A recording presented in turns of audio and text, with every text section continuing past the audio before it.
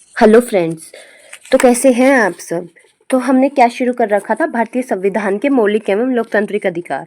उनका मैंने पार्ट 1 करवा दिया है, तो आज हम करने वाले हैं पार्ट 2। ठीक है, तो हम करने वाले हैं आज का पार्ट 2।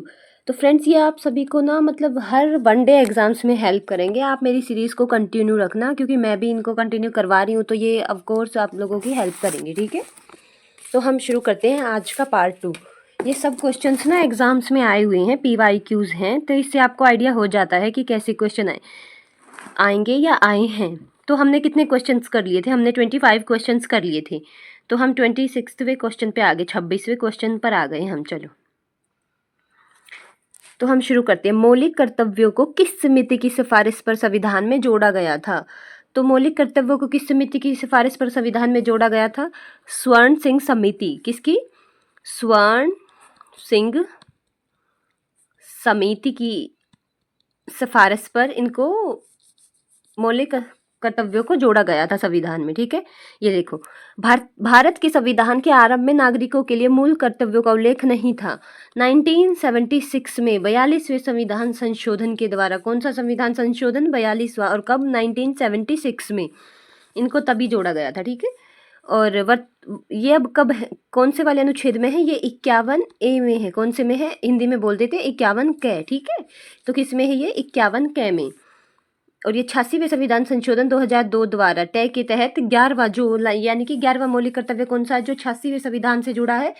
ये है बच्चों की शिक्षा के लिए, जो 6 से 14 वर्ष के बच्चों की शिक्षा के लिए है। ठीक है, तो ये किसकी है? बच्चों की शिक्षा के लिए। ये भी ध्यान रखना आप लोग। Question number 27, which of the following is related to mandamus, यानी कि परम आदेश से संबंधित क्या है, यानी कि इनमें से कौन सा स्टेटमेंट है जो परम आदेश से संबंधित है? तो कौन सी है? न्यायालय यह देखता है कि कोई पदाधिकारी अपना विविध कर्तव्य पूरा नहीं कर रहा और किसी व्यक्ति के अधिकार का अतिक्रमण हो रहा है, यानी कि अतिक्रमण मीन्स हनन हो रहा है। किसी के अधिकार का क्या हो रहा है? हनन हो रहा है। हम सारी पढ़ लेते हैं वैसे। यदि न्यायालय को यह पता लगता है कि कोई व्यक्ति किसी पद विशेष को धारण करने का अधिकारी न होते हुए उस पद को धारण किए हुए है, तो उसको वो रोक सकता है, यानी कि आदेश दे सकता है कि तुम इससे हट जाओ। इसके बाद आएगा, न्यायालय यह आदेश देता है कि गिरफ्तार व्यक्ति को उसके सामने उपस्थित किया जाए। न्यायालय यह आदेश देता है कि गिरफ्तार व्यक्ति को उसके सामने उपस्थित किया जाए, या इनमें से अधिक या इनमें से कोई नहीं। तो इसका आंसर होगा ए। ये क्या होगा इसका आंसर? ए। न्यायालय यह देखता है कि कोई पदाधिकारी यानी कि पद का अधिकारी अपना विविध कर्तव्य पूरा नहीं कर रहा है और किसी व्यक्ति के अधिकार का हनन कर रहा है। इसके तहत परम आदेश देकर कहा जा सकता है कि उसको छोड़ो तुम। ठीक है, उस पद को छोड़ दो। ओके, अब हम आगे चलते हैं। तो ये रहा, देखो, परम आदेश का शाब्दिक अर्थ है कि हम आज्ञा देते हैं, अर्थात यह किसी व्यक्ति या निकाय को उस स्थिति में कर्तव्य पालन का आदेश देता है। न्यायालय यह देखता है कि कोई पदाधिकारी अपना विविध कर्तव्य पूरा नहीं कर रहा है या किसी व्यक्ति के अधिकार का हनन कर रहा है। क्या? किसी व्यक्ति के अधिकार का हनन कर रहा है। ठीक है, क्वेश्चन नंबर 28, कालीन के निर्माण के कारखाने में 13 वर्ष के बच्चे को कार्य करने की स्थिति में निम्नलिखित में से किस मूलभूत अधिकार का हनन हो रहा है? तो ये कौन सा अधिकार है जो 13 में आता है? ये तो शोषण के विरुद्ध है, क्योंकि छोटे बच्चों का शोषण के विरुद्ध है ना, तो ये क्या है? शोषण के विरुद्ध। और ये किस में है? 23 और 24। ठीक है, कौन सा अधिकार है? ये आर्टिकल 23 और 24 में आता है, शोषण के विरुद्ध। ठीक है, किसके विरुद्ध? शोषण के विरुद्ध। और ये देखो, ये TGT SSB का एग्जाम है, सेंटर लेवल के एग्जाम्स में आया हुआ और TGT SST में ही। ठीक है, अब ये देखो, किसी भी व्यक्ति को उसके जीवन या व्यक्तित्व स्वाधीनता से वंचित नहीं किया जाना चाहिए। यह प्रावधान भारतीय संविधान के किस अनुच्छेद में कहा गया है? तो ये किस अनुच्छेद में कहा गया है? तो ये कहा गया अनुच्छेद 21, क्योंकि अनुच्छेद 20 और 21 व्यक्ति की पर्सनल व्यक्तित्व से संबंधित है। ये किससे है? सिर्फ 20 और 21। तो ये सब बातें किस में कही गई हैं? ये अधिकार आर्टिकल 21 में कही गई हैं। किस में कही गई हैं? आर्टिकल 21 में कही गई हैं। चलो हम नेक्स्ट देखते हैं, मौलिक अधिकारों को लागू करने की शक्ति किसके पास है? तो मौलिक अधिकारों को लागू करने की शक्ति किसके पास है? उच्चतम और उच्च न्यायालय या भारत के संविधान, भारत के सभी न्यायालय, संसद या राष्ट्रपति? तो किसके? तो वो है सुप्रीम कोर्ट और हाई कोर्ट, यानी कि सुप्रीम कोर्ट के पास भी है और हाई कोर्ट के पास भी। लेकिन हाँ, मौलिक अधिकारों के तहत हम सीधा सुप्रीम कोर्ट में भी जा सकते हैं, हमें हाई कोर्ट या डिस्ट्रिक्ट कोर्ट जाने की कोई ज़रूरत नहीं है। अगर हमारे मौलिक अधिकारों का हनन हो रहा है तो हम सुप्रीम कोर्ट जा सकते हैं। कहाँ जा सकते हैं? सुप्रीम कोर्ट जा सकते हैं। नेक्स्ट पे चलते हैं हम।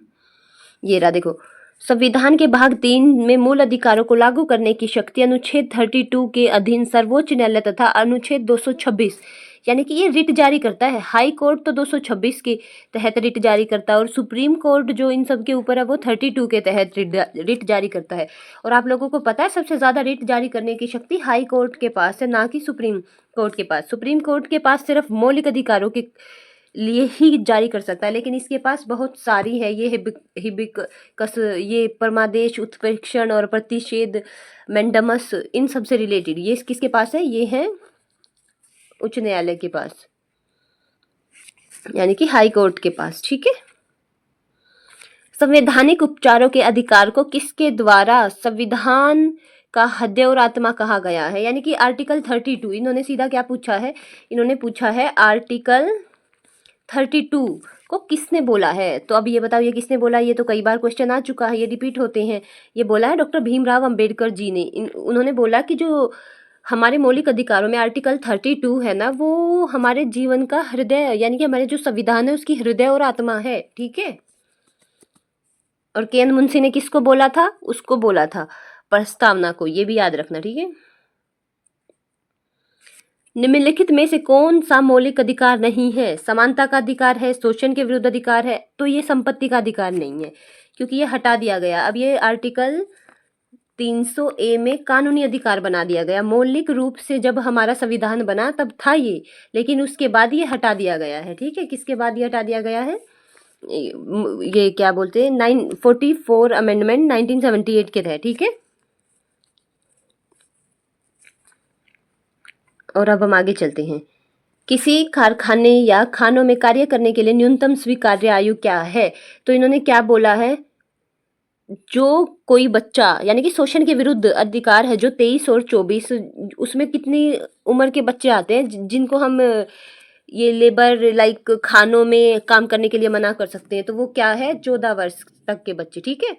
14 वर्ष से अगर ऊपर है तो वो कर सकता है, लेकिन 14 वर्ष से नीचे है तो वो लेबर में काम नहीं कर सकता। ठीक है। वो एक अलग बात है कि करते तो रहते ही हैं। अवैध ढंग से हिरासत में लिए गए व्यक्ति को रिहा कराने के लिए अदालतों द्वारा जारी की गई रिट कौन सी है? तो ये कौन सी है? ये है हिबिस कॉर्पस। ये क्या है?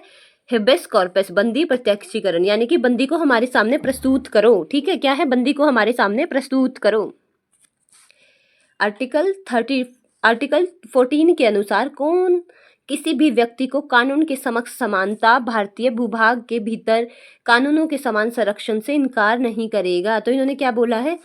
इनमें से कौन है जो इनकार नहीं करेगा? तो हम इनके ऑप्शंस अभी देख लेते हैं। ठीक है।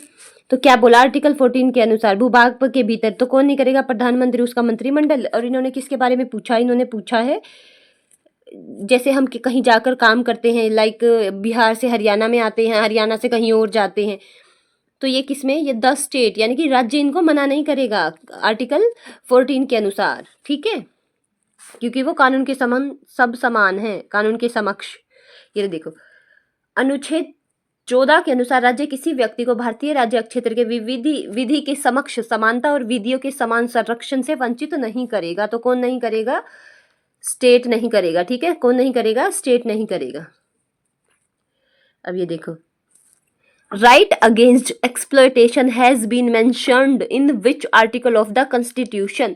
तो इन्होंने क्या बोला है? शोषण के खिलाफ अधिकार का उल्लेख संविधान के किस अनुच्छेद में किया गया है? तो किस अनुच्छेद में कितनी बार रिपीट हो गया? ये 23 और 24 में। और उम्र क्या है? 14 साल तक। ठीक है। 14 साल तक के बच्चे, ये याद रखना। संविधान के कौन से भाग में मूलभूत अधिकारों के बारे में जानकारी मिलती है? तो कौन से भाग में? भाग 3 में। तो मौलिक अधिकार किस भाग में है? 3 में, भाग 3 में। और कितने हैं? अभी 6 हैं। और मौलिक रूप से जब संविधान बना तब कितने थे? 7 थे। संपत्ति का अधिकार कब निकाल दिया गया था? 40वां अमेंडमेंट 1978 में। और अब फिर वो किस चीज में डाल दिया? वो डाल दिया विधि का अधिकार, यानी कि कानूनी अधिकार 300A में। ठीक है। ये याद रखना आप लोग।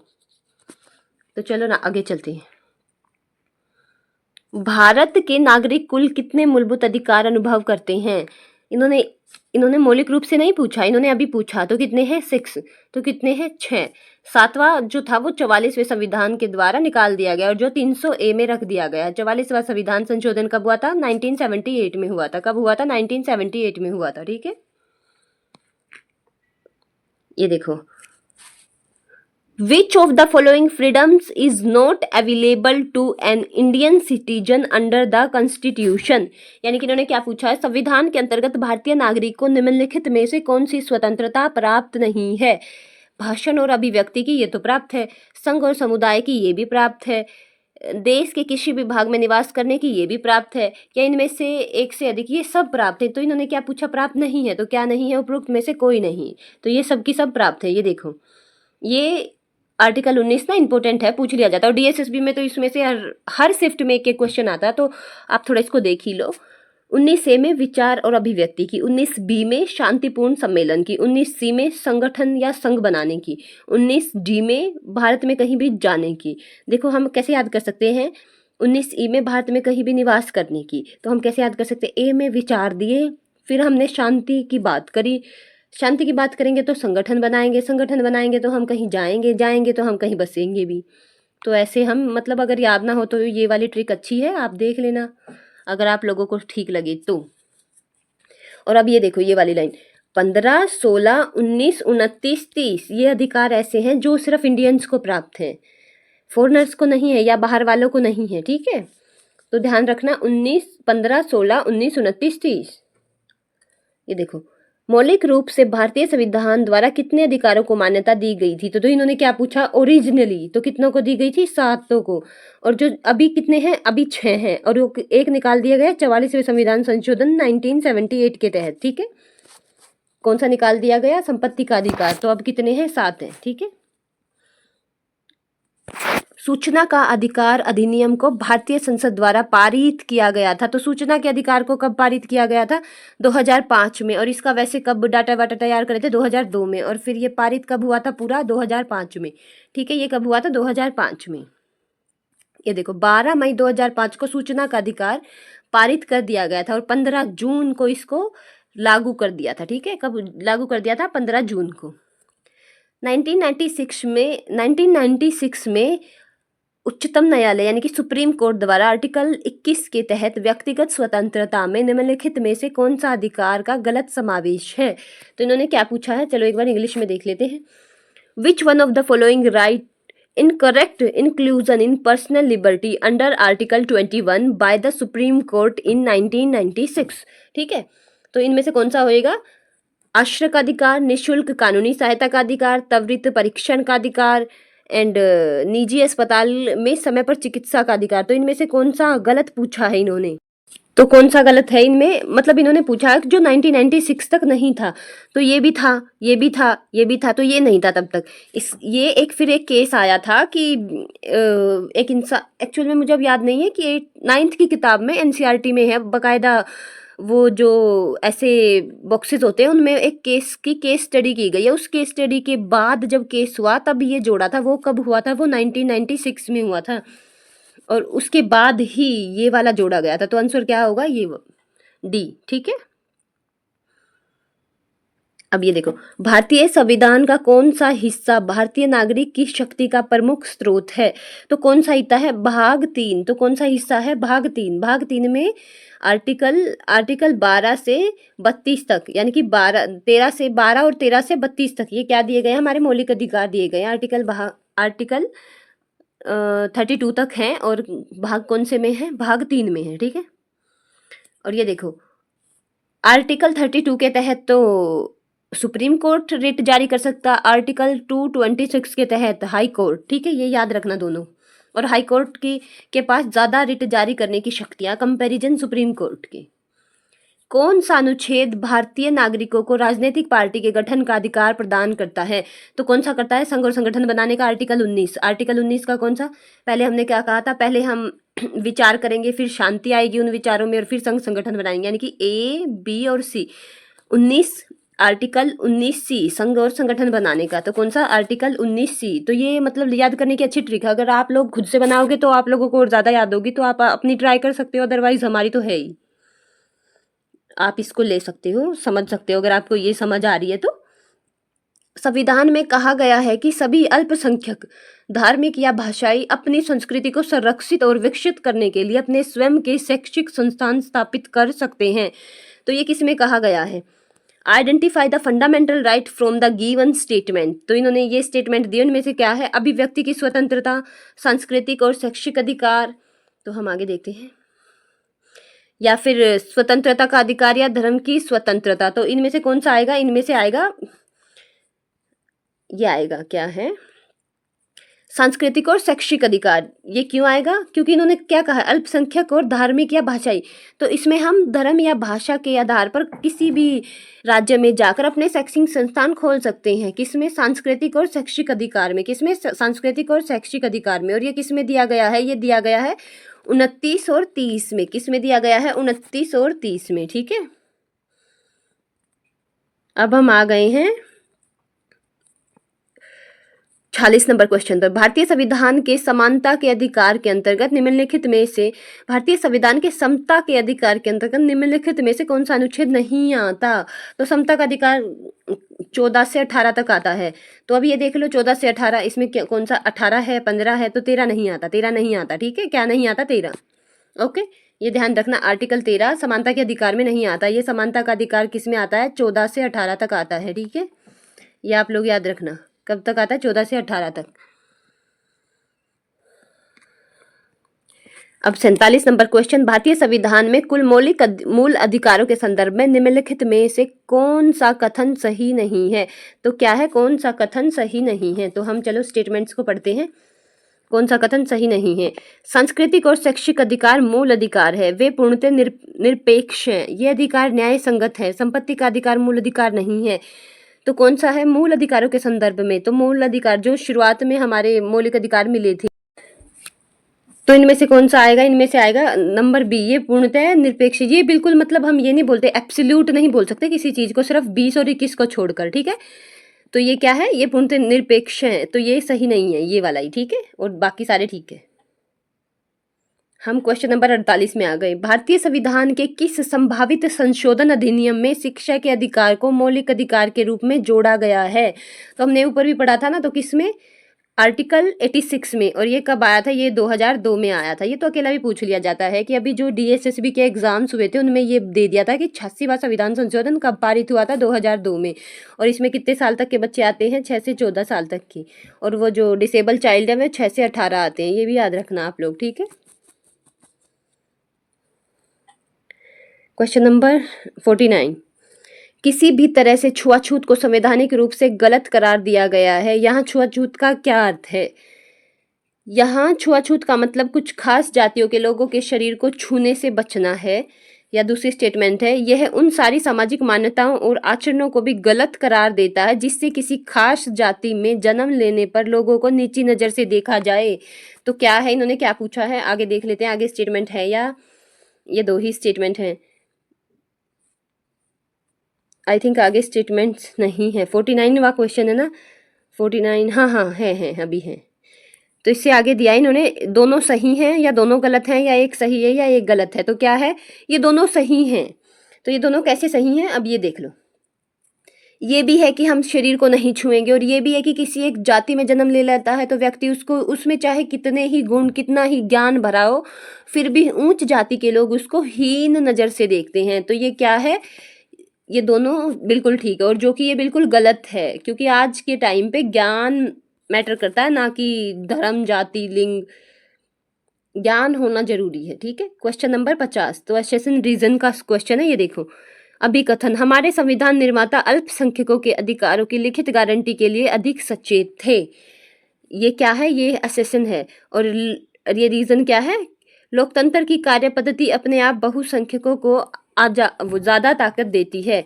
लोकतंत्र की जो कार्य पद्धति, क्योंकि लोकतंत्र की, पहले तो ये देखो कि ये स्टेटमेंट्स ठीक है या नहीं है। तो क्या देखना हमने? पहले तो ये देखो कि ये स्टेटमेंट्स ठीक है या नहीं है।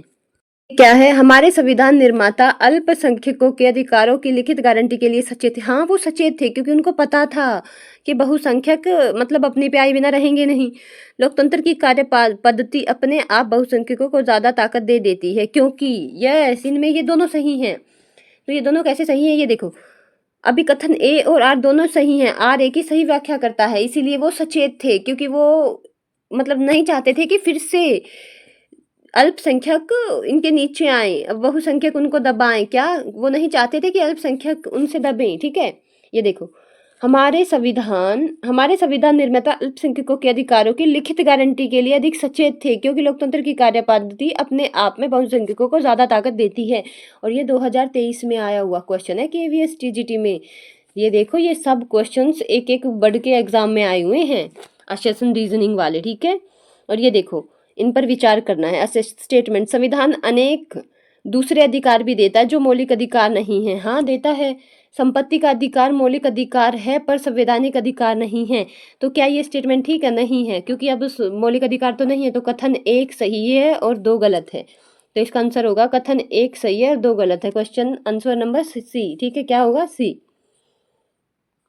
तो हम देख लेते हैं